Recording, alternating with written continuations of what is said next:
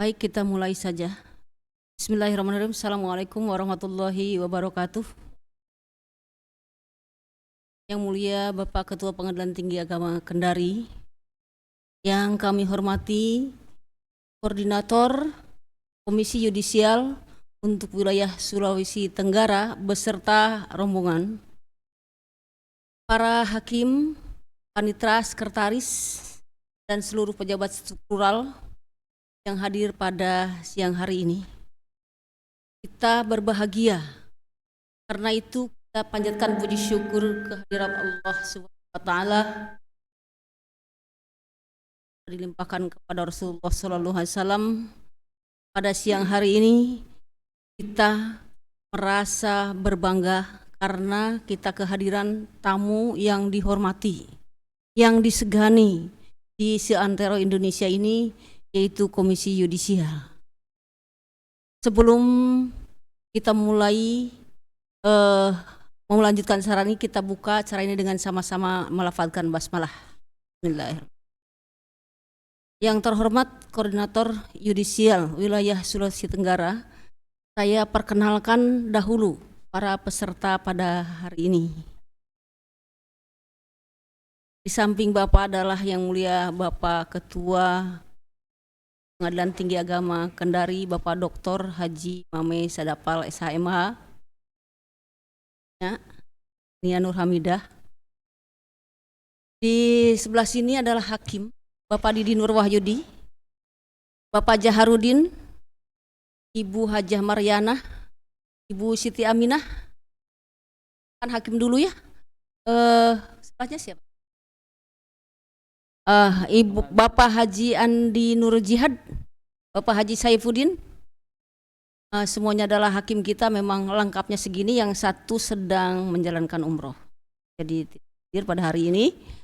Kemudian saya perkenalkan Bapak Rustam sebagai PLT Sekretaris. Jabatan strukturalnya adalah Kabag Umum dan Keuangan. Di sampingnya Ibu cantik ini adalah Ibu Hajah Suhartina, beliau panitera Pengadilan Tinggi Agama Kendari. Samping kirinya lagi Bapak Aminuddin, beliau Kepala Subbagian Umum, dan Bapak Rusdianto, Sarjana Ekonomi, beliau Kasubag Keuangan. Kemudian Bapak Arif, Kasubag Perencanaan dan Anggaran. Bapak Bapak Rahim, Panitera Muda Hukum. Bapak Samad, Panitera Muda Gugatan. Ada lagi yang lain? Ibu Variati, Panitera Pengganti. Tidak semua ada saya tinggalkan panitera muda. Saya tinggalkan di bawah beberapa orang karena tidak mungkin kantor ini kosong karena harus menjalankan tugas sebagaimana biasanya. Oleh karena itu, baik ke Bapak Ibu sekalian, mungkin kesempatan pertama diberikan kepada yang mulia Bapak Ketua Pengadilan Tinggi Agama Kendari untuk menyampaikan sambutan. Dipersilahkan.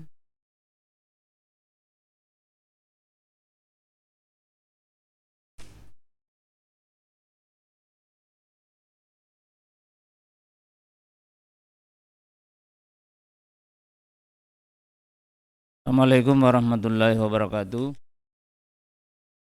Dan syukurillah,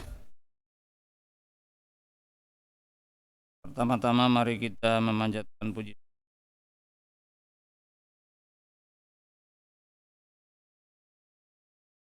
karunia dan sore ini kita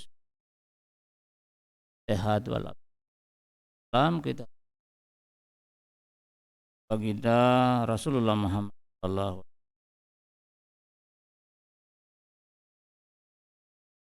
Koordinator Komisi Wilayah Sulawesi tim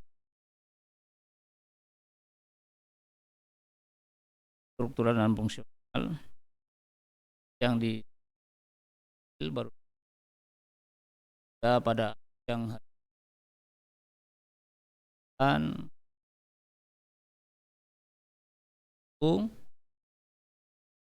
dalam rangka ya, oleh Pak Koordinator sudah disampaikan bahwa belum ke PTA tim ini sudah PT sekali lagi atas nama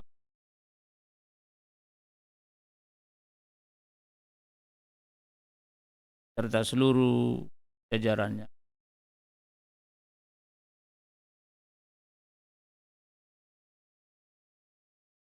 Langkah yang di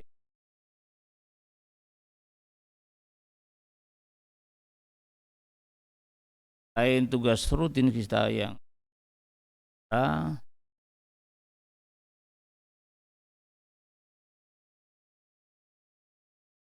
nah itu tidak akan kecuali tidak akan mendengarkan sebagai kunjungan itu penghubung dari waktu memimpin PT kedatangan tim sama seperti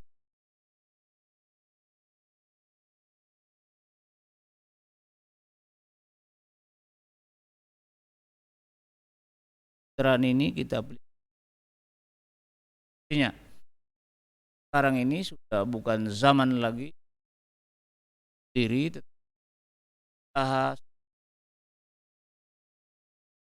era digitalisasi itu bahwa literasi kita harus dunia. Karena itu Bapak Ibu sekali kawan di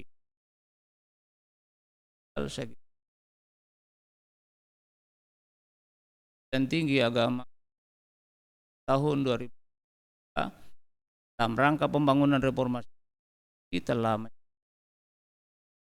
mengikat PBK dan itu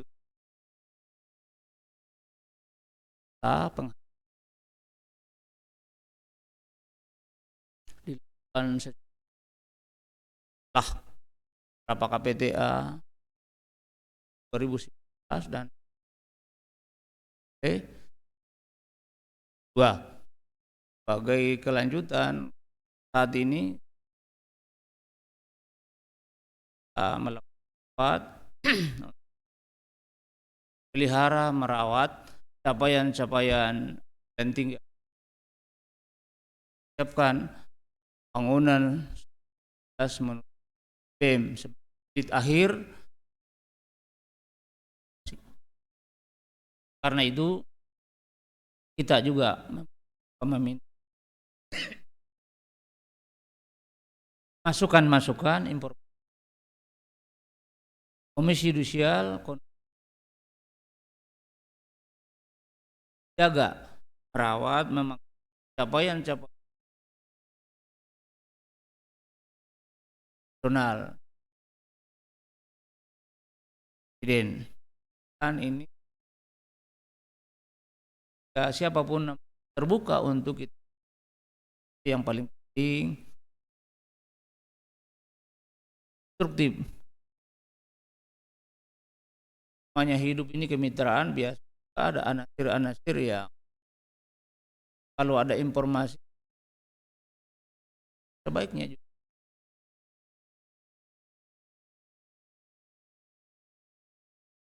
ya layak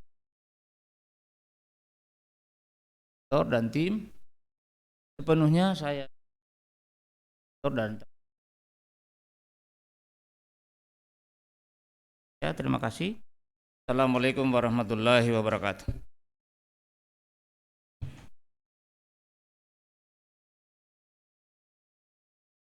Waktu selanjutnya dengan hormat kepada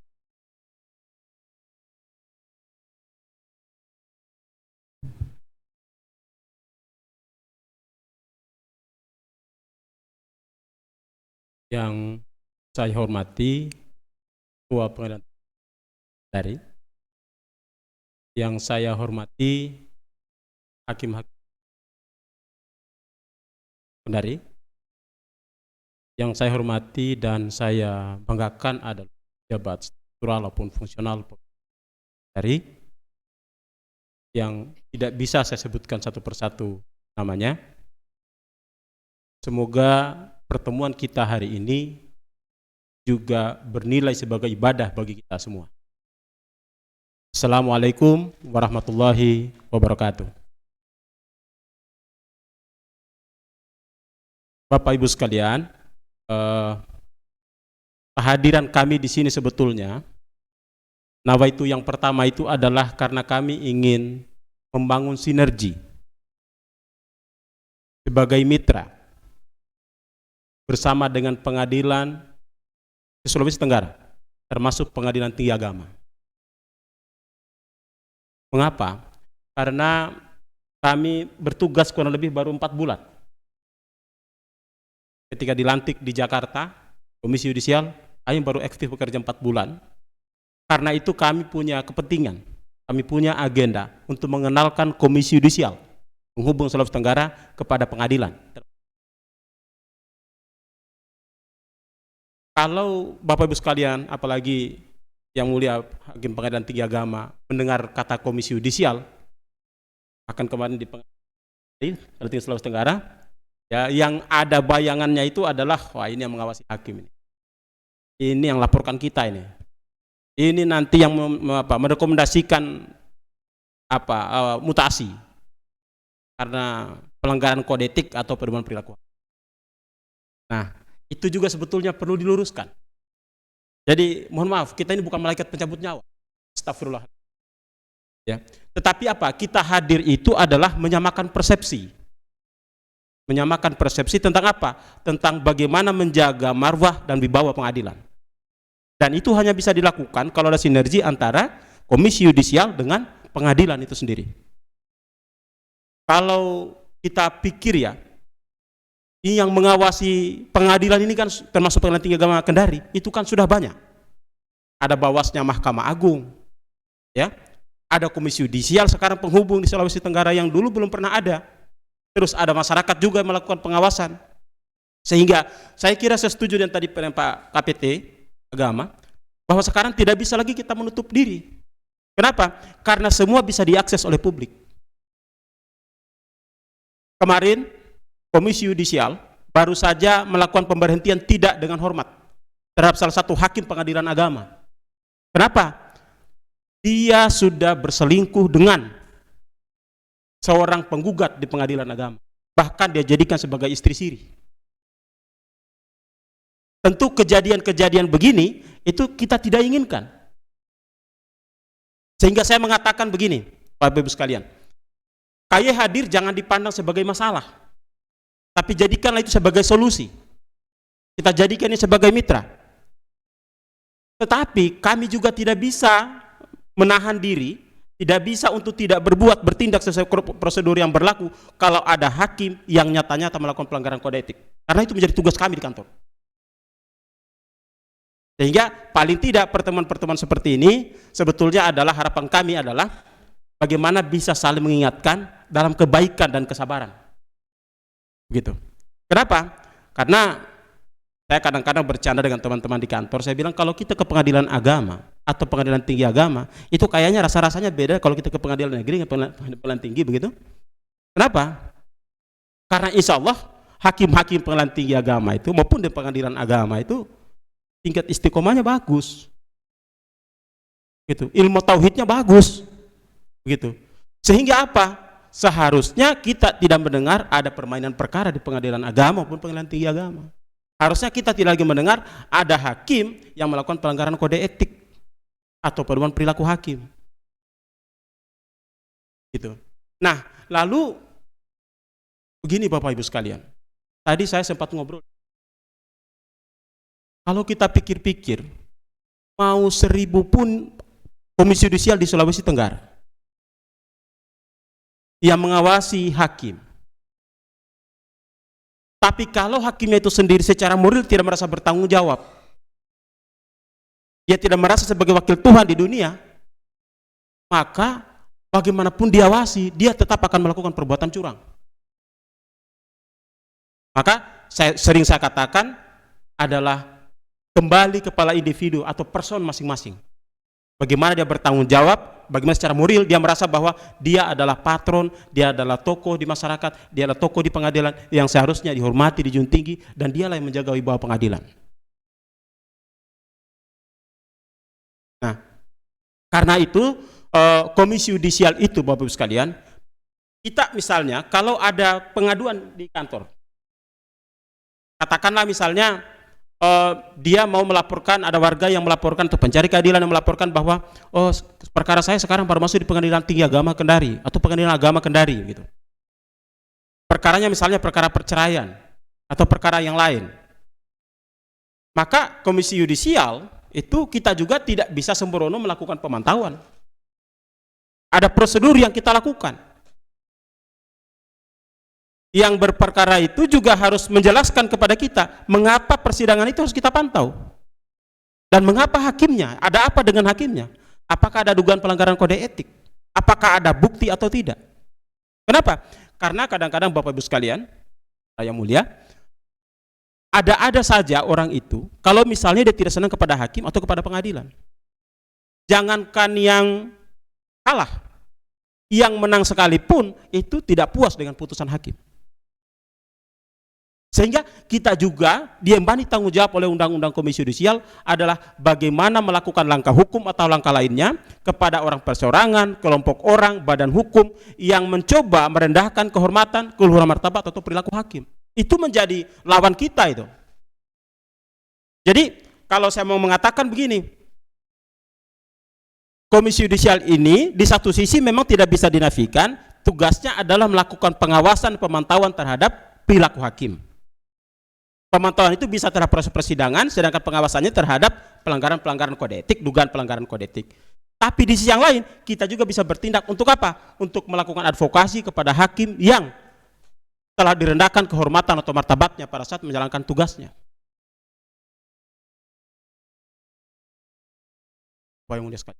Jadi kita juga memikirkan bahwa bisa jadi hakim itu ikut direndahkan martabatnya. Misalnya, ada orang mengaku, Pak, kemarin saya baru setor uang kepada tim A atau hakim B. Nah, ini kan perlu verifikasi.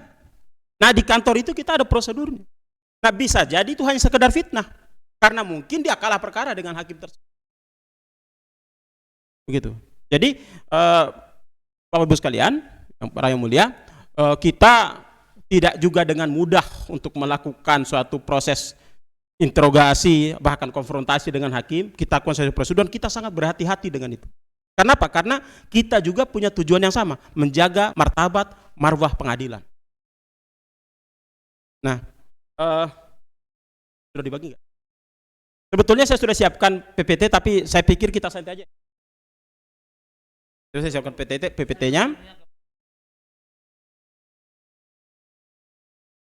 Ini waktunya terbatas nggak, Bu? Waktunya sampai jam berapa nih, Bu?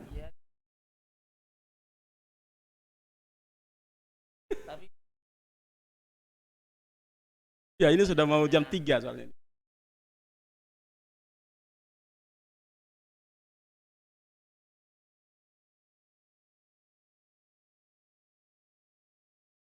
Nah, jadi saya lanjut sedikit. Jadi, Bapak-Ibu sekalian, saat ini karena kami baru berkantor ya,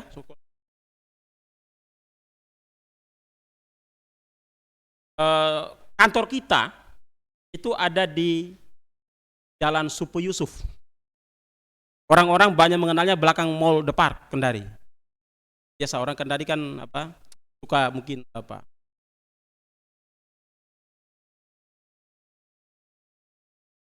Yusuf. Kalau yang suka kulineran itu pas dia di sampingnya Papis Mamis. Bebe Paleko. Papis Mamis.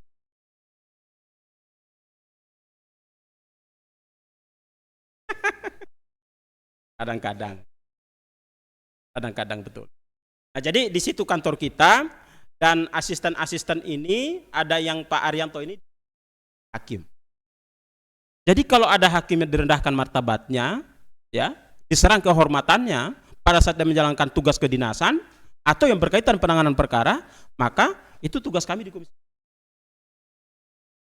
untuk melakukan advokasi. Tetapi kalau misalnya hakimnya itu berutang di warung, lalu ditagih dari maki-maki yang punya warung, tidak bayar, wah itu bukan tugas kami, itu person hakim itu. Lupa bayar misalnya. Yang kedua ini ada asisten bidang pemantauan. Nah ini pemantauan hakim Pak Arif. Dialah yang memantau pergerakan-pergerakan hakim. Jadi, tetapi saya katakan tadi, kita juga bertanggung jawab kepada Allah Subhanahu wa taala dalam melakukan pemantauan. Kita juga tidak bisa sembrono. Kalau hakim itu bersih, bagus, kenapa kita tidak hargai saja? Kenapa tidak berikan penghargaan, reward kepada yang bersangkutan? Tapi sebaliknya kalau hakim yang nakal memang harus dipunishment juga. Kadang-kadang saya membayangkan begini Bapak Ibu sekalian. Pernah enggak ada hakim di Indonesia, Pak Ketua? Ada hakim di Indonesia yang pada saat dia bertugas, tiba-tiba dia melapor ke Komisi Pemberantasan Korupsi atau paling tidak di bawah Mahkamah Agung bahwa saya baru saja disuap. Ini buktinya. Saya baru saja dapat gratifikasi ini. Ini buktinya. Proses ini. Biar yang menyuap itu diproses hukum. Kan itu menjadi pemandangan yang menarik. Komisi Yudisial baru saja menyelesaikan seleksi hakim agung dan hakim ad hoc yang sekarang sudah dikirim ke DPR.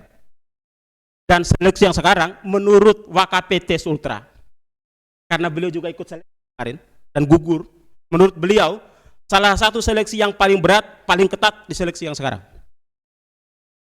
Kenapa? Karena Komisi Yudisial berangkat dari kasusnya Hakim Agung GS dan SD. Sebab apa? Terutama Pak GS, itu hakim yang dikenal integritasnya bagus. Terutama pada saat bertugas di Jawa Timur. Tetapi mungkin dalam perjalanannya melihat pemandangan lain di Mahkamah Agung, ikut tergoda itu. Sehingga terjadilah hal yang buruk. Padahal saat itu Komisi Yudisial itu pada saat melakukan seleksi kepada mereka itu sangat ketat juga. Bahkan tim seleksi dan komisioner KY turun bersama, mulai dari tempat kerjanya di pengadilan, lingkungan rumah tangganya, ya, di lingkungan masyarakat atau di relasi-relasinya yang lain, itu diperiksa semua, ditelusuri semua, dan semua hasilnya bagus. Tapi bisa jadi ada cobaan dari Allah kepada yang bersangkutan dan mungkin dia kurang selamat dengan. Nah, sehingga apa? Di seleksi yang sekarang ini, saya begitu konsen dengan integritas. Jadi kalau dulu-dulu dalam 2-3 tahun yang lalu itu kualitas dulu nomor satu kan. Nomor 2 integritas. Sekarang dibalik oleh KY. Nomor 1 integritas. Kenapa? Kalau sudah masuk di Hakim Agung, otomatis pengalamannya menangani perkara sudah sangat tinggi. Kelasnya itu sudah kelas terbang itu. Jadi soal kualitas itu dengan sendirinya bisa berjalan. Tapi integritas. Kenapa? Karena kasusnya 2 Hakim Agung ini itu memukul wajah Komisi Yudisial. Soalnya kita yang seleksi. Dan Bapak Ibu sekalian bisa bayangkan di media di mana-mana orang pada bilang ketika kasus itu muncul, bubarkan saja tuh KY. Kenapa? Anda benar KY menyeleksi orang. Bukannya KY yang diperkuat supaya makin bagus bekerja, suruh KY yang dibubarkan. Karena kelakuan oknum hakim. Ini kan sebetulnya adalah apa? Jadi perhatian bagi kita semua, sebab apa? Bukan tidak mungkin godaan-godaan itu juga akan terjadi atau didapati oleh hakim pengadilan tinggi agama Kendari. Jadi kita saling mengingatkan dalam kebaikan dan kesabaran.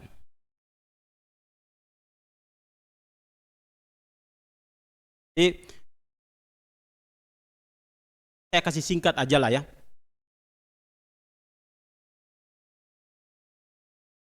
Jadi sebetulnya seperti saya katakan tadi, ya, misi kita itu adalah bagaimana mengenalkan KY penghubung kepada pengadilan. Apa? Karena yang saya lupa. Kebanyakan orang itu melihat komisi yudisial karena persoalan ada tugas tambahan yang diberikan undang-undang kepada kita. Ada 2 tugas tambahannya. Dan ini juga kita kerjakan dengan serius. Yang pertama itu adalah meningkatkan kapasitas hakim. Peningkatan kapasitas hakim.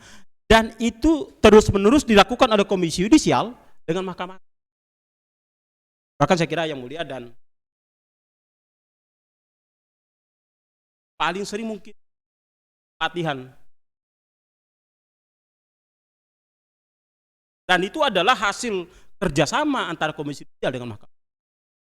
Peningkatan kapasitas. Saya tidak pernah berhenti menyuarakan itu. Kenapa? Kemarin Bapak Ibu sekalian kalau melihat seleksi hakim agung, ada bintang 2 polisi yang ikut seleksi hakim ad hoc HAM.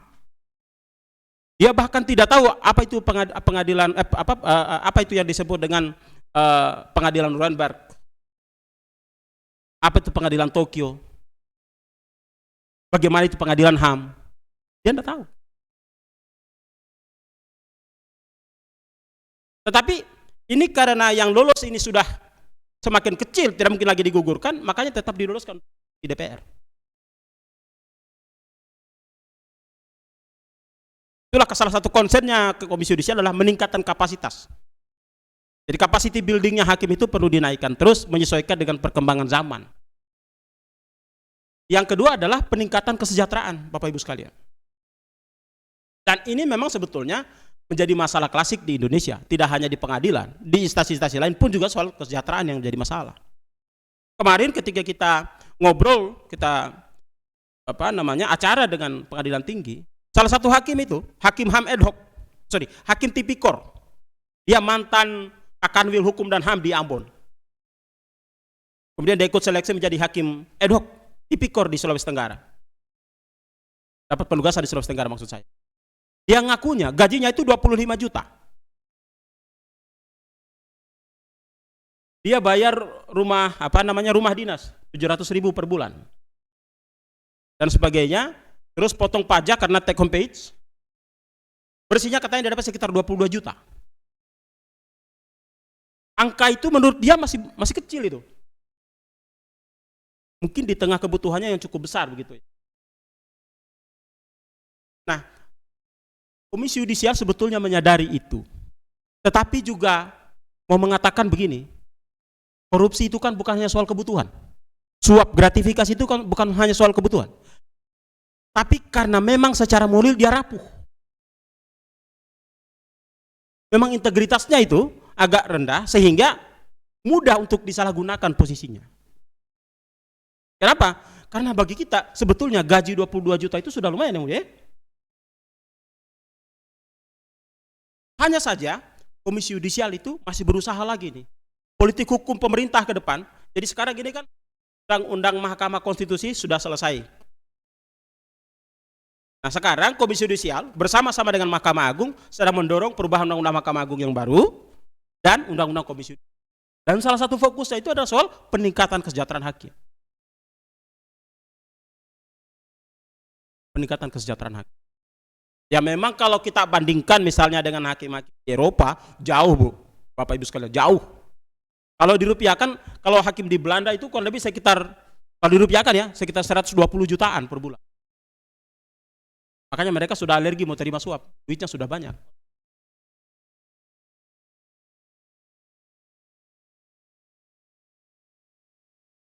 Di Belanda itu pengadilan tingkat pertama itu. Ya, landratnya mereka itu sudah 120 juta. Berapa? Anda tahu kalau hogratnya berapa? Pasti lebih ratusan juta lagi. Nah, ke depan politik hukum pemerintah mengarah ke sana. Peningkatan kesejahteraan hakim. Tetapi lagi-lagi saya mau bilang bahwa kasus gratifikasi kepada hakim itu tidak semata-mata karena soal kebutuhan. Bukan hanya by need, tapi dia juga by greed. Dasarnya memang dia rakus sebetulnya. Dia tidak puas. Kalau istilahnya mungkin dia kufur. Hasilannya sudah bagus, tetapi masih saja merasa tidak cukup.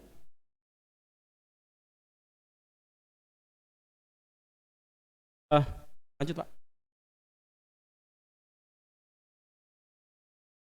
Oh, ini saya jelaskan soal apa itu komisi. Saya kira Bapak Ibu yang mulia sudah hafal lah ya,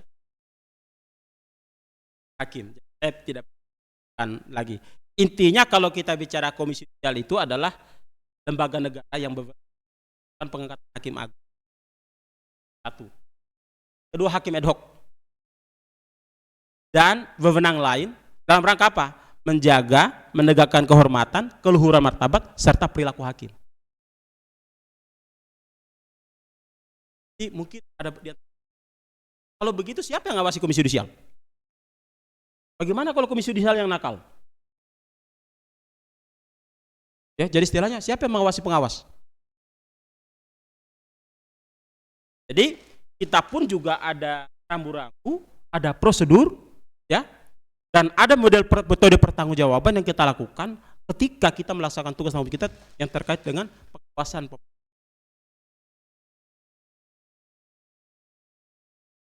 Kita pun juga ada larangan-larangan yang tidak boleh kita lakukan. Misalnya, kita itu tidak boleh menjadi pegawai pemerintah, pegawai sipil misalnya, tidak boleh. Anggota TNI Polri, tidak boleh. Menjadi pengurus BUMN atau BUMD, tidak boleh. Pengurus partai politik, tidak boleh juga. Lebih banyak tidaknya ketimbang. Jadi kalau kita banding antara hak kita dengan yang tidaknya, itu lebih banyak tidak. Ya, profesi. Yang kedua, kita tidak boleh melakukan penanganan perkara terhadap hakim kalau itu bisa menimbulkan benturan kepentingan. Jadi kalau misalnya saya bertetangga dengan Pak bertetangga lalu tiba hari-hari mungkin kita ketemu, tiba-tiba Pak misalnya dilaporkan, saya akan mundur menghindari benturan kepentingan. Karena bisa jadi pendapat saya itu sudah tidak objektif, bisa subjektif.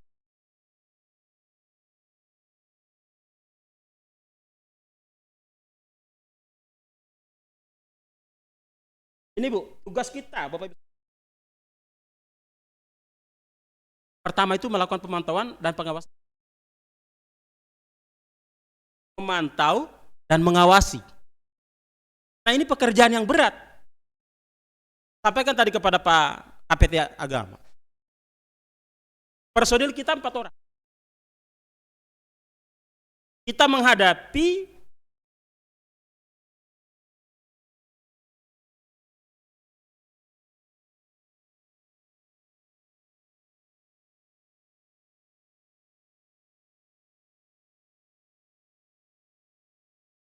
jadi bisa dibayangkan ratusan hakim yang harus diawasi. Personil kita cuma 6. Nah, itulah kenapa justru kita datang membangun komunikasi bersinergi dengan pengadilan untuk apa? Membangun kesadaran bersama. Kenapa? Karena kalau mengharap pengawasan dari kita itu tidaklah cukup.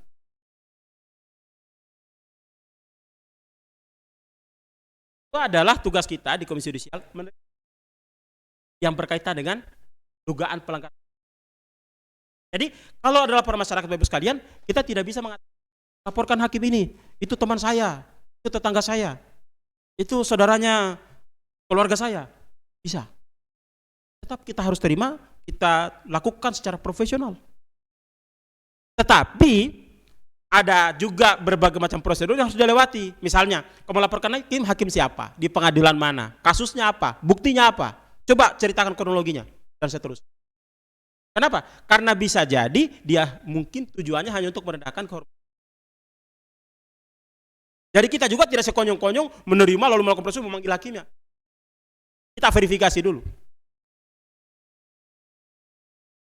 Jadi verifikasi, setelah verifikasi selesai, oke buktinya cukup, baru kita minta klarifikasi kepada hakimnya. Benar enggak ini? Nah, kalau ternyata laporannya itu laporan palsu, ya, maka disitulah kemudian kita bisa melakukan advokasi terhadap hakim. Tetapi kita tidak bisa mewakili yang bersangkutan hakim itu untuk melapor ke polisi. Hakimnya sendiri yang harus melapor, lalu prosesnya kita kawal. Menjadi tugas Komisi Judisial. Ya, nomor 3 melakukan verifikasi laporan. Nah, saya lupa, ini juga penting. Kalau berangkat dari kasusnya GS dan itu jalur gratifikasi suapnya itu hakim justisi. Artinya apa? Pada pengadilan tingkat bawah atau di PA, bisa jadi juga tidak lewat hakim. Panitra muda, panitra, jurusita, itu bisa. Dan kalau itu terjadi kepada panitranya, kepada jurusitanya, itu kita tidak lakukan. Kita urusannya dengan hakim. Si jurusita dan panitra ini, itu kita dorong ke KPK, di proses hukum. Tapi kalau hakim, nanti dulu, itu urusannya dengan kita. Kita Komisi Yudisial dan Mahkamah Agung. Kenapa? Karena berkaitan dengan jenjang karir dan misalnya nanti proses etiknya dan pemberhentiannya kalau misalnya itu berujung pada proses pemberhentian. Ini Bu, yang Bapak Ibu sekalian, ini yang sering kali memang kita lakukan juga. Terakhir kemarin mengambil langkah hukum atau langkah lainnya kepada orang perseorangan, kelompok orang, badan hukum yang merendahkan kehormatan perilaku hakim. Kasus terbaru Komisi Yudisial melakukan advokasi terhadap hakim di Pengadilan Agama Bangka Belitung. Kenapa? Pengadilan Negeri Bangka Belitung. Kenapa? Pada saat dia menyidang perkara, keluarga terdakwa keluarga korban tidak terima, si hakimnya itu, majelisnya itu dilempari kursi dengan sepatu. Bahkan dia dikejar sampai masuk mobil.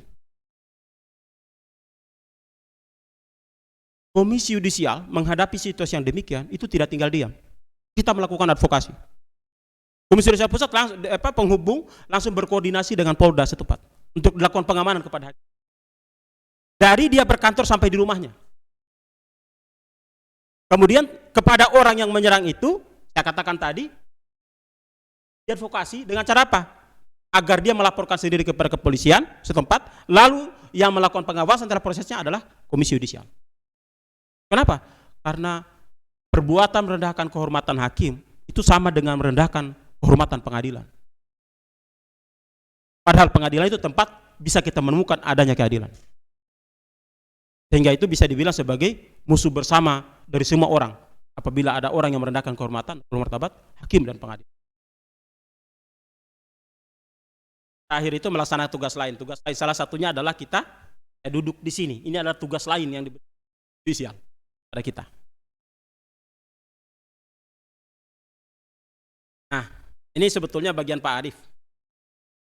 Pemantauan dan pengawasan.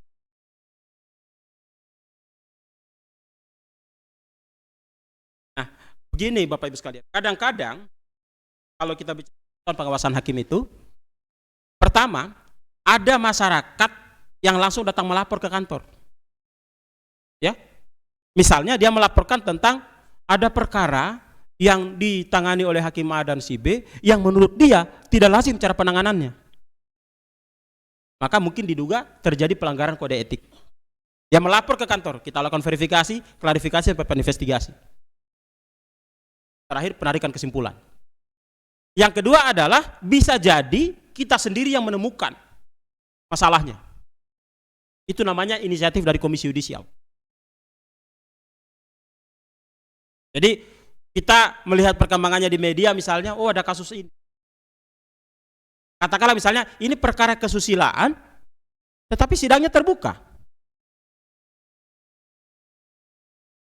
Kenapa? Karena salah satu hal yang kita pantau dalam persidangan di pengadilan itu adalah apakah hakim itu benar-benar menerapkan misalnya ya dalam perkara pidana, apakah dia benar-benar menerapkan prinsip-prinsip hukum acara pidana itu yang tepat. Jangan sampai misalnya terdakwa dipanggil budek gitu ya, dipanggil dengan bahasa kasar, itu pelanggaran terhadap boleh dilakukan oleh hakim.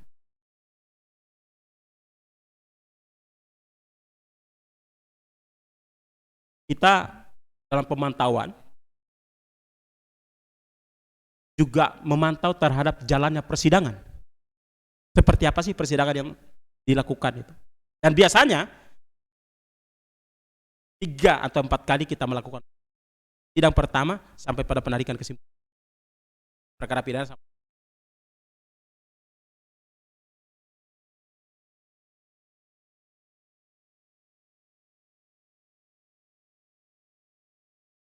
Setelah pemantauan kita menyusun laporannya, kemudian kalau betul ada dugaan pelanggaran kode etik disimpulkan, setelah itu Komisi Judisial akan mengambil keputusan dan akan dikoordinasikan dengan Bawas Mahkamah Agung untuk dilakukan pemeriksaan kepada hakim yang bersangkutan. Tahun ini sudah 43 orang yang direkomendasikan oleh Komisi Judisial untuk diberhentikan tidak hormat karena berbagai macam masalah yang menimpa hakim. Sudah lumayan banyak. Saya kira itu saja yang bisa saya bagikan pada kesempatan ini. Tentu mungkin ada tanggapan, masukan, atau ada petuah dari Bapak Ibu yang mulia. Malah kita butuh terhadap kami yang masih baru, masih muda, masih baru bekerja ini. Tahu ada pengalaman dari Bapak Ibu yang mulia yang bisa dibagi kepada kami. Kita sangat kasih. Saya kira itu saja. Lebih dan kurangnya saya mohon dimaafkan. Saya akhiri dengan ucapan billahi fisabilil haq wastabiqul khairat. Assalamualaikum warahmatullahi wabarakatuh.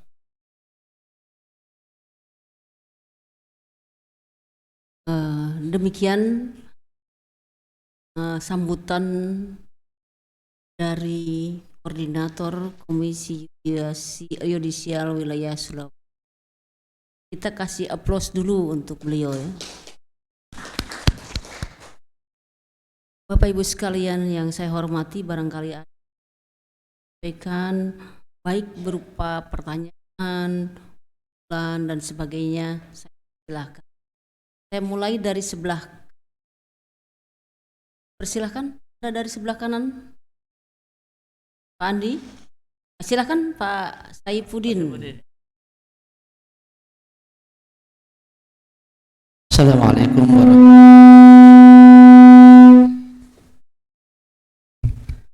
Assalamualaikum warahmatullahi wabarakatuh. Alhamdulillah, salatu wassalamu ala rasulillah Sayyidina Muhammadin wa ala alihi wa sahbihi ajma'in, amma ba'd. Yang mulia Bapak Ketua Pengadilan Tinggi Agama Kendari, yang mulia Ibu Wakil Ketua Pengadilan Tinggi Agama Kendari, yang saya muliakan rekan-rekan hakim tinggi, yang saya hormati Bapak Koordinator Penghubung Wilayah KY Wilayah Sultra beserta seluruh tim, yang saya hormati seluruh pejabat struktural dan fungsional PTA Kendari. Saya sangat menarik apa yang Bapak Koordinator sampaikan, dan alhamdulillah Bapak sempat hadir di sini untuk membangun kebersamaan kita dalam meraih bahasa Pak Bismar Siregar, malaikat adalah, hakim adalah wakil Tuhan.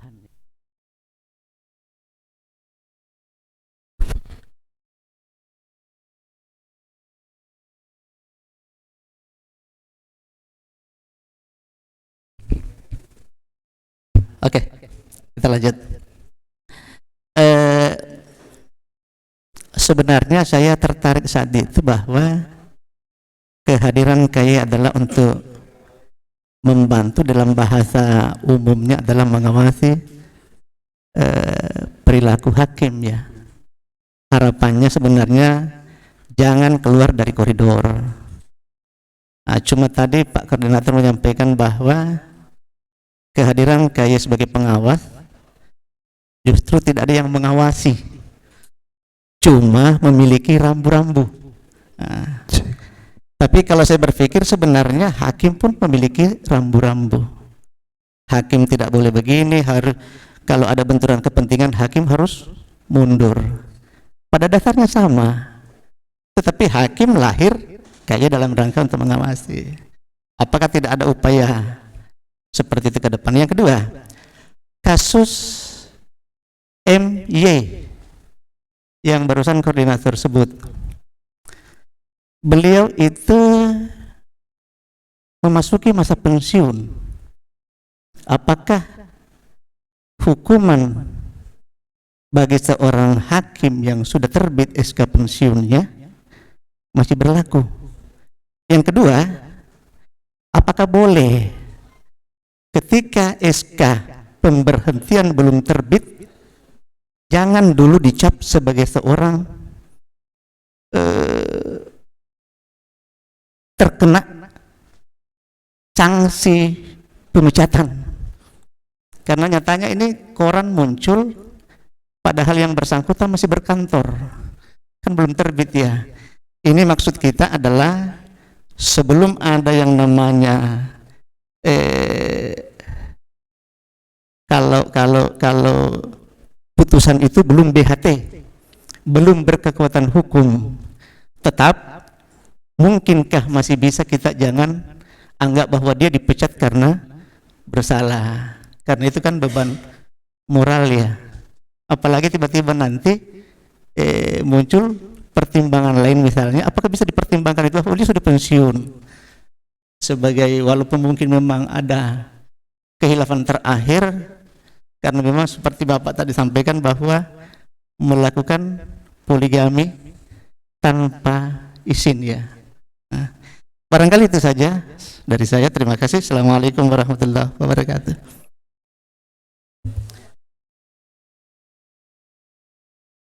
Mau bertanya? Dipersilahkan. Usul barangkali, usul kenaikan uang transport karena dipakai naik pesawat.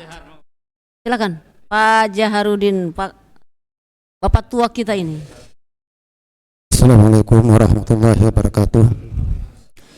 Saya untuk mempersingkat waktu karena memang waktu sudah pendek, saya langsung saja. Sebagaimana yang dipaparkan tadi oleh koordinator bahwa tugas-tugas KY itu adalah pengawas, dan itu sudah ada, kita mau bilang korban ya bisa juga memang korban, artinya banyak yang sudah dipecat. Tapi timbal baliknya KJ juga adalah berusaha meningkatkan kapasitas dan kesejahteraan. Kalau saya salah itu dalam Undang-Undang Nomor 8 tahun 2020. Nah, sekarang Bapak sudah singgung bahwa ada andil KY dalam usaha kesejahteraan. Saya kira itu memang kita sangat mendukung. Karena apa? Karena terus terang hakim itu kalau dibandingkan dengan hakim yang seperti di Belanda, jangankan Belanda, Brunei, Malaysia dengan kita Indonesia, apa sih bedanya? Tapi kenapa terlalu jauh jarak antaranya? Jadi kita ini hakim itu, hakim Indonesia kalau pensiun itu lebih berat daripada orang yang yang jatuh dalam mimpi. Kalau kita jatuh dalam mimpi, begitu sadar alhamdulillah tidak jadi. Tapi ini betul-betul kenyataan. Gaji yang 40 juta atau 30 juta, pensiun 3 juta lebih. Itu kan ya terjun bebas. Nah, itulah sampai di mana usaha KJ untuk melaksanakan itu. Yang kedua, saya ingin memperkenalkan bahwa saya adalah orang yang terdekat bertetangga dengan kantor Bapak. Pak Arianto tahu. Rumah saya itu adalah yang dikontrak Partai PAN. Nah, tapi saya tinggal di belakangnya. Nah, jadi saya termasuk orang yang menjaga kantor KJ.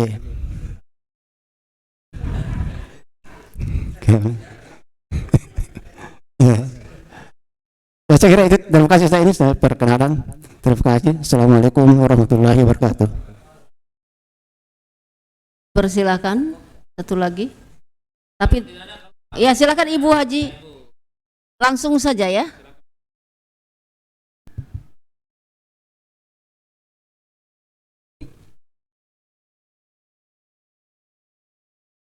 Ya, Assalamualaikum warahmatullahi wabarakatuh.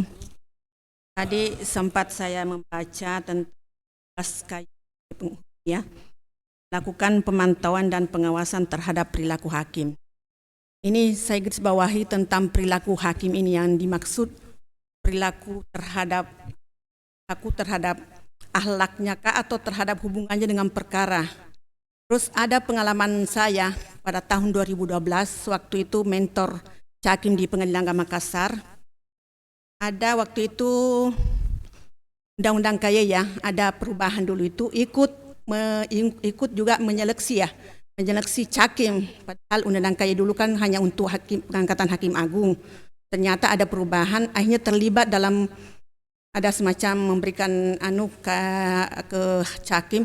Pada saat itu bersamaan datang dari Pusdiklat, mentor dari bukan mentor apa yang dari Pusdiklat waktu itu dengan KY yang datang untuk memberikan ini arahan kepada Cakim yang di Makassar. Pada saat itu kan waktunya bersamaan, pada saat itu kami tidak ada terlambat menerima info tentang kedatangan KY. Terus pada saat yang bersamaan datang, terpaksa kita dari Pusdiklat mengundurkan diri sebentar, nanti setelah acara KY baru ini. Nah, salah satu dari Cakim kami, koordinator Cakim kami, apakah salah ucap apa-apa, tidak sengaja, secara tidak sengaja melontarkan kata-kata bahwa apa maksudnya datang KY, itu bertanya kepada mentor. Ternyata itu terekam oleh KY, itu kata-kata itu. Jadi itu kita tidak ada masalah waktu itu, tidak ada yang tahu apa yang terjadi, karena cuma dia keceplos, cuma bertanya, artinya tidak ada maksud lain, mengatakan bahwa apa maksud kedatangan KY. Terus itu ternyata itu rekaman itu dibawalah ke KY.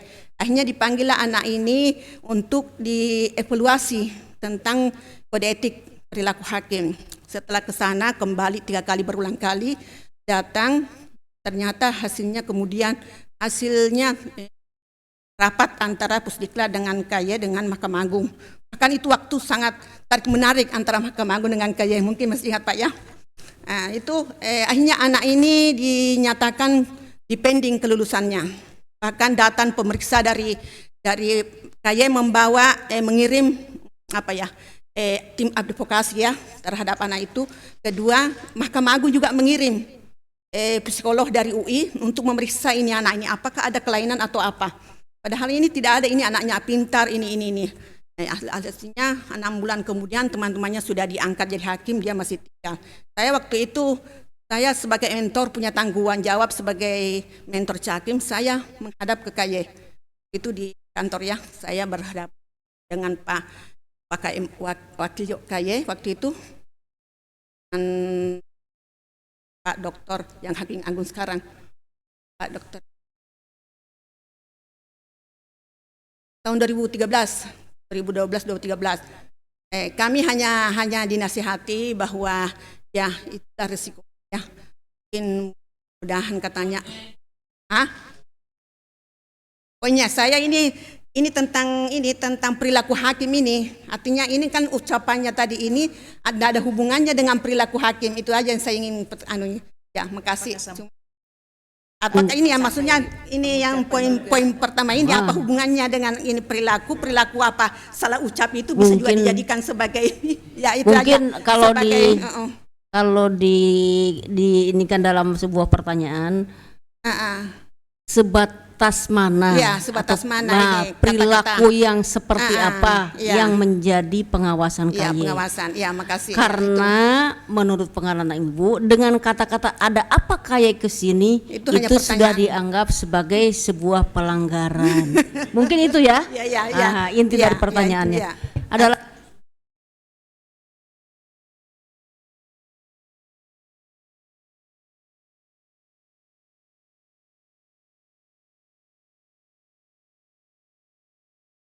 dari mana dulu?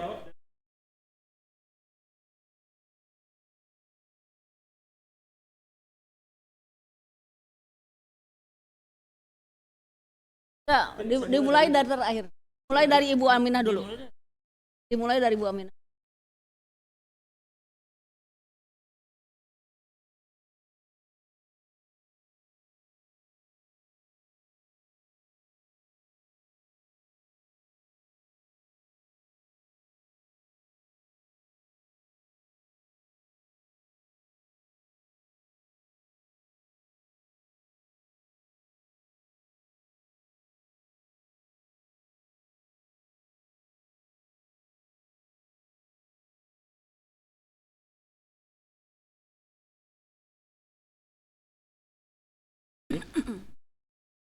Eh, dari Ibu Siti Aminah, ya, gimana sebetulnya yang disebut dengan perilaku yang kita awasi itu? Nah ini Bu, saya jawabkan sedikit berdasarkan definisi kode etik atau pedoman perilaku hakim. Sebenarnya kode etik atau pedoman perilaku hakim itu adalah panduan dalam rangka menjaga dan menegakkan kehormatan, martabat, serta perilaku hakim dalam menjalankan tugas profesinya dan dalam hubungan kemasyarakatan di luar kedinasan. Artinya apa? Perilaku hakim itu baik pada saat dia menjalankan tugasnya di kantor, menangani perkara, sampai kepada di luar kedinasan, di masyarakat. Misalnya kalau ada hakim yang tiba-tiba pergi berjoget dengan seorang perempuan yang tidak dikenal gitu. Atau ada hakim yang tiba-tiba dia mengeluarkan kata-kata kasar yang di luar kantor pengadilan, maka kode etik tetap berlaku dan mengikat kepada yang bersangkutan. Maka yang tadi Ibu, yang kemudian ditangani oleh Komisi Yudisial barengan dengan Mahkamah Agung bahkan terkesan tarik-menarik, itu memang pelanggaran kode etik dan tidak boleh dilakukan. Kenapa? Karena tidak boleh mengucapkan kata-kata yang mana kata-kata itu arahnya adalah merendahkan kehormatan terhadap pihak yang lain. Jadi hakim itu kan dia harus menjadi teladan, ya, baik dalam tindak tanduk, sikap maupun akhlaknya. Kenapa? Karena dia inilah yang dianggap mampu menyelesaikan masalahnya orang. Nah kalau dia sendiri tidak bisa menjaga akhlaknya, menjaga perilakunya, maka kepada siapa kita harus berharap? Nah terjadilah masalah, dan di tahun-tahun itu ketua KAY itu masih Pak Busro. Dan Pak Busro pada saat itu, kalau kita cerita Bu ya, ketua Komisi Yudisial yang paling keras itu adalah Pak Busro. Ada berapa ratus hakim yang diproses dan dia tidak peduli. Sampai kemudian terjadi ketegangan-ketegangan antara Mahkamah Agung dan Komisi Yudisial. Setelah beliau pindah di KPK, baru mulai reda ketegangan antara Komisi Yudisial dan Mahkamah Agung. Saya tahu betul itu, dan itu langsung diverifikasi oleh beliau, dipanggil semua itu. Ya, begitu Bu. Jadi memang ya paling tidak juga mengingatkan kita semua ya bahwa kita harus berhati-hati dalam berucap, bertindak tanduk. Kadang-kadang keselo lidah itu memang menimbulkan suatu masalah. Kira-kira begitu Bu ya.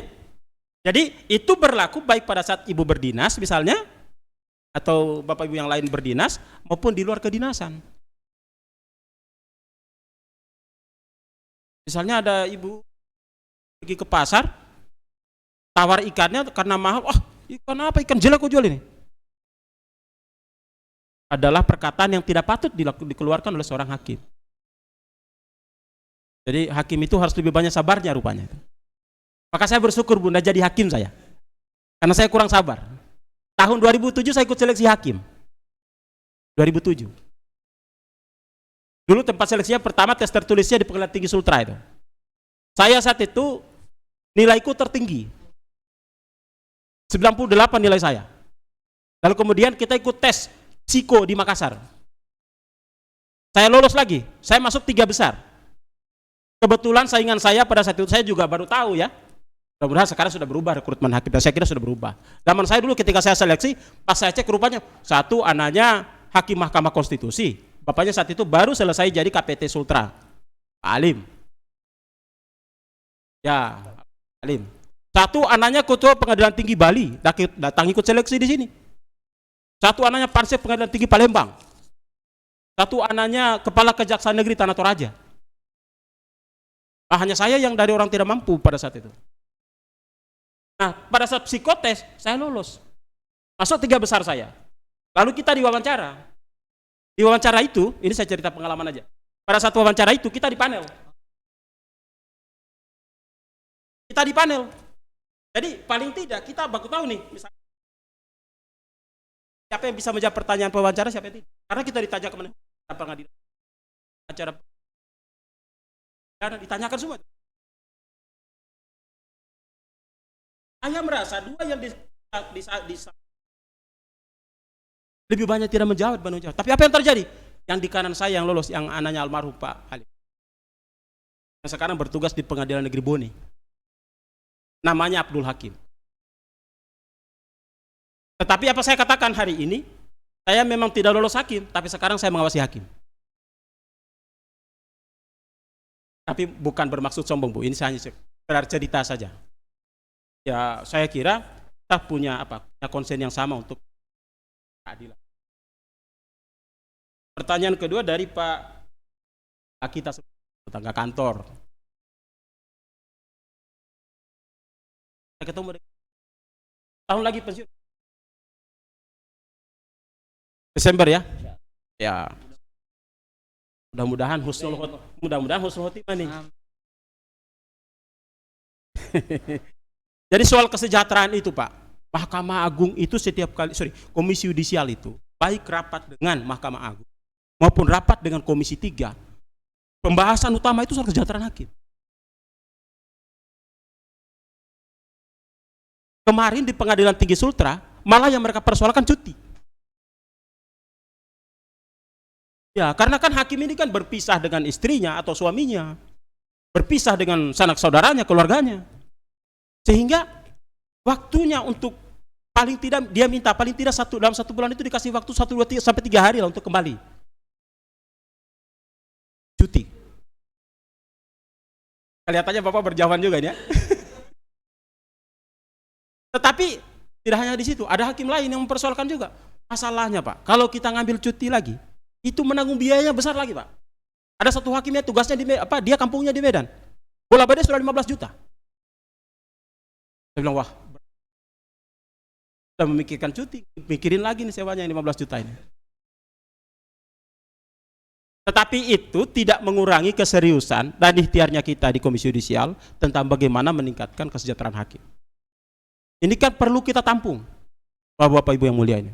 Dan kami akan laporan ke Komisi Yudisial untuk ditindaklanjuti. Nah, dan itulah salah satu fungsi dan tugasnya kita ditempatkan di daerah, mendengarkan keluhan dari hakim. Kan hakim itu manusia biasa juga, makan pagi juga, sarapan pagi juga itu. Pertanyaan yang kali juga itu sama. Ya. Apakah hakim Kasus yang saya cerita tadi, Pak ya, kasus hakim pengadilan agama, Tulung Agung kalau nggak salah ya, Tulung Agung. Jadi memang dia sudah dalam proses pensiun, tetapi proses pemeriksaan kepada yang bersangkutan tetap dilakukan. Kenapa? Karena dia melakukan itu masih dalam kapasitas sebagai hakim, sehingga tidak bisa kemudian dia membelah diri dan mengatakan, saya ini sudah masa pensiun, masa harus diproses lagi? Tidak, tetap dia harus bertanggung jawab. Karena apa? Pada saat dia melakukan perbuatan itu, dia menyadari betul bahwa tidak terlepas dari posisinya sebagai hakim.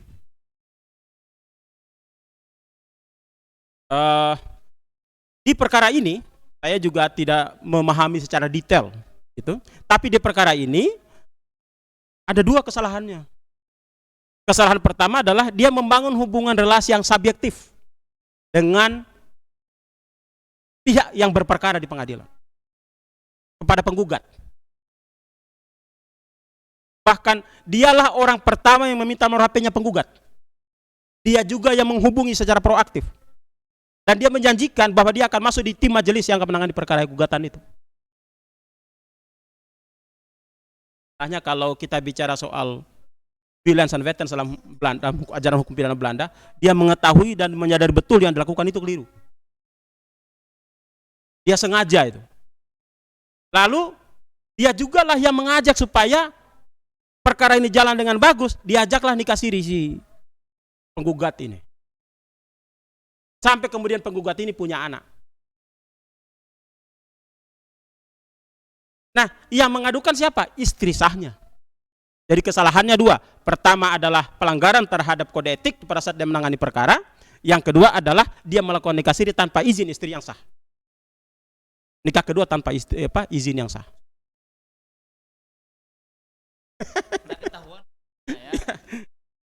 Soalnya dia tidak. Coba kalau dia telepon.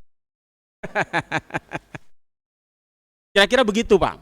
Jadi kita enggak tahu secara detail lagi. Intinya kemudian kemarin Komisi Yudisial bersama-sama dengan Mahkamah Agung Bawasnya mengambil keputusan dengan PTDH, pemberhentian tidak dengan hormat. Sehingga dengan sendirinya hak pensiunnya menjadi dicabut. Kita prihatin, Pak. Astagfirullahaladzim, nauzubillah min dzalik. Tapi mau tidak mau aturan harus ditegakkan. Agar apa? Agar menjadi catatan kepada hakim-hakim lain agar tidak terulang hal-hal yang seperti itu. Pembelajaran. Kita prihatin, Pak, tapi begitulah hukum harus mengatakan yang benar dan yang salah itu salah. Kira-kira begitu, Pak ya? Saya kira itu saja. Yang mulia, Pak. Ya. Lebih dan kurangnya saya mohon maafkan, ini sudah waktu sholat. Alhamdulillah sudah terjadi. Assalamualaikum warahmatullahi wabarakatuh.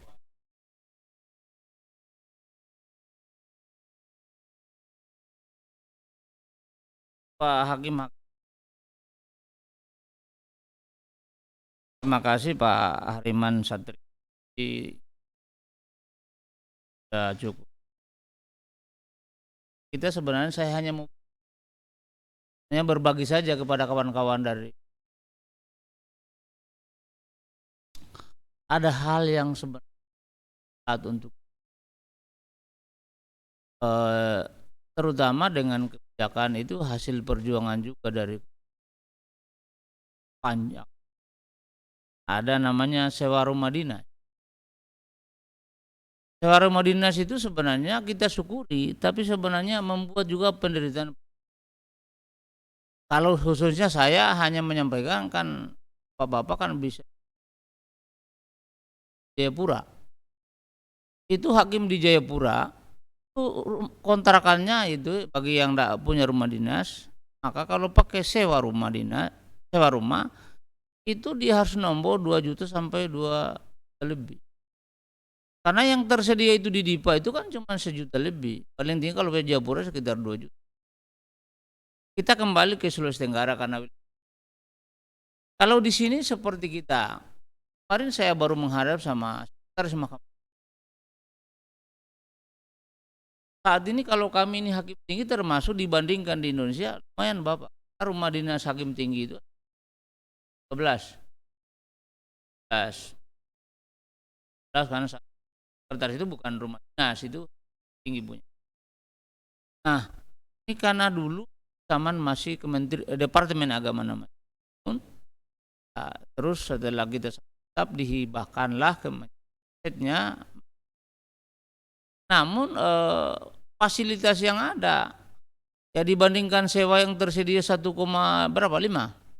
bagi yang tidak punya rumah dinas ya sama-sama sendiri. Andai kata hakim ini keluar dia menggunakan sewa rumah dinas, sewa rumah, maka dia nombor juga.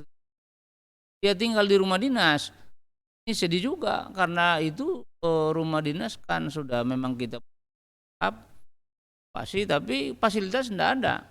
Di orang yang datang itu coba bayangkan Pak Koordinator, dia harus membeli ranjang, dia harus membeli bantal, apa pokoknya semua. Nah, karena itu barangkali memang ini dan saat seperti penginjil kalau di Katolik dia hanya bawa jubah dengan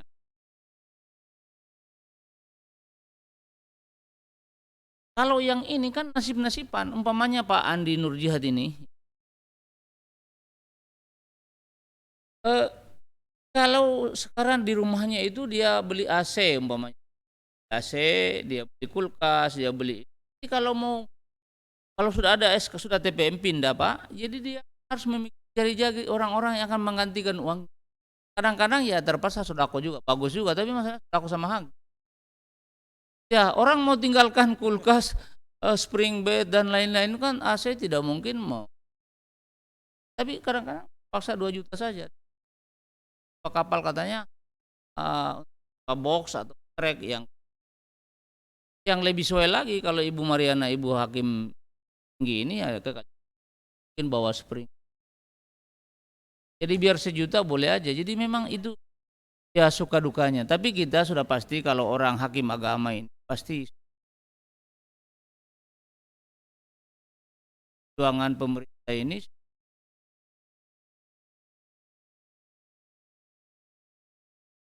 biasa. Adapun tadi terakhir menyangkut komitmen kita karena memang berapa ribu yang mengawal.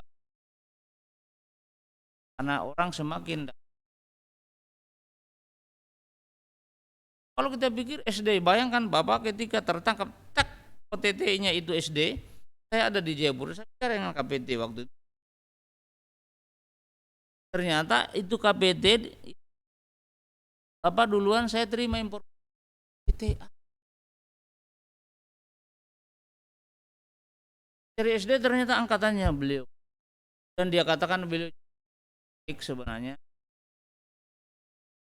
Yang ternyata setelah berkembang artinya Bapak Ibu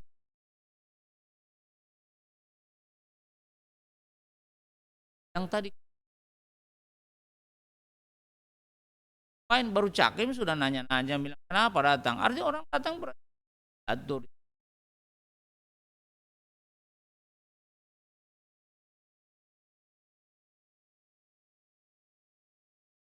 Kata beliau tadi tapi tidak diungkapkan.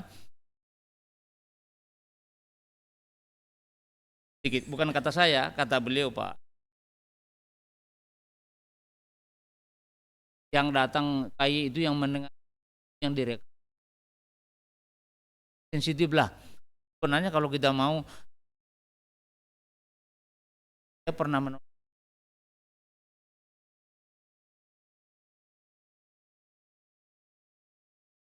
Yang datang di sidak saya perlihatkan Bapak, saya akali Pak saya panggil bawa berkas itu. Pura bawa berkas ke ruang, padahal saya lagi makan, dirjen sidak, saya tinggalkan makan saya karena kedatangannya hanya cari tahu yang pending itu. Tapi saya tetap genggam yang bawa.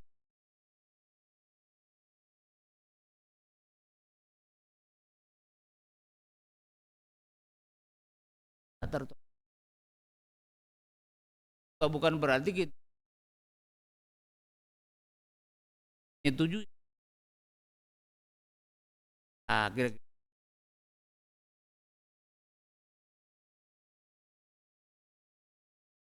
ada impor kecil apa?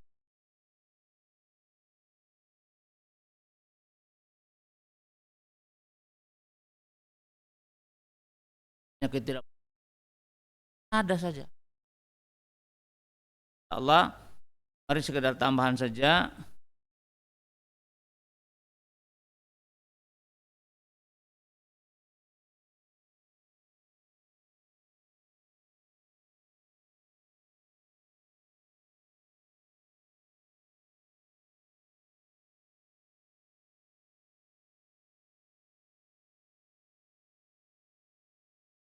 Bahkan kedua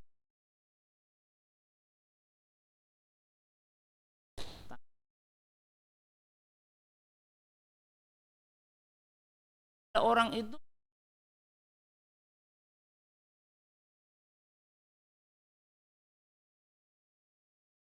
ini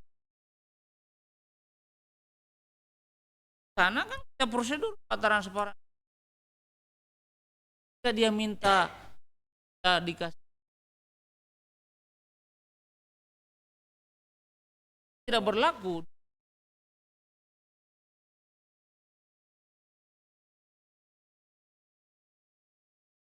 Sekarang itu kalau memang ada masalah yang zaman dahulu, kalau memang tidak ada masalah, penetapan ahli waris.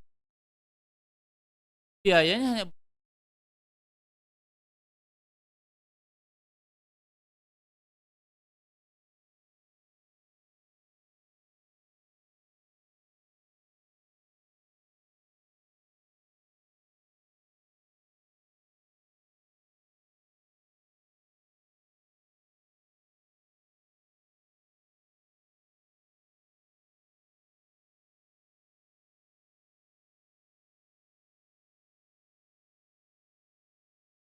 hanya hakim. Hakim itu ada